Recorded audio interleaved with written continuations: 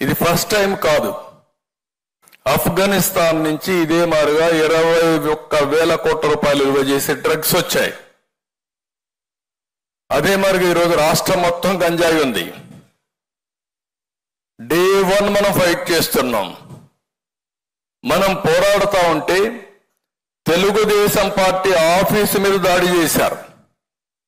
నేను 2 రోజులు 48 hours fasting చేశాను. మన మీద దాడి చేస్తే మనం ఇచ్చిన కేసు తీసుకోలేదు. మన ఆఫీసుకు వచ్చి డీజీపీ ఆఫీస్ ఎంత దూరం గట్టిగా అరిస్తే డీజీపీకి వినపడొస్తుంది. అక్కడి నుంచి ఆఫీసు మీద దాడి చేసి వీళ్ళు హ్యాపీగా వెళ్ళిపోయే పరిస్థితి వచ్చారు.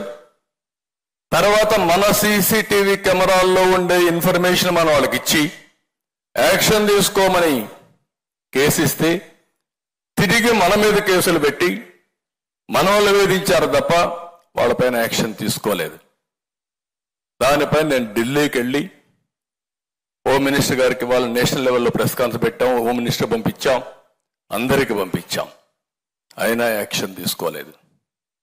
ఇన్ని రోజులుగా మీరు ఒక్కసారి ఆలోచిస్తే 5 సంవత్సరాల్లో ఒక్కసారి ముఖ్యమంత్రి గంజాయి పైన కానీ డ్రగ్స్ పైన కానీ సమీక్ష చేసిన దాఖలాలు లేవు. ఆ రోజు చాలా స్పష్టంగా చెప్పాం. ముద్రా పోర్ట్ నుంచి వచ్చింది, విజయవాడ కన్సైన్మెంట్ వచ్చింది, మీ ఎమ్మెల్యే కాకినాడ ఎమ్మెల్యే ఇన్వాల్వ్మెంట్ ఉంది, వీళ్ళందరూ కలిసి చేస్తున్నారు అని ఆ రోజు చెప్పిన తర్వాత ఇంతవరకు ఆ కేసు ఏం చేశారో దాఖలాలు ఉన్నాయని అడుగుతున్నాం.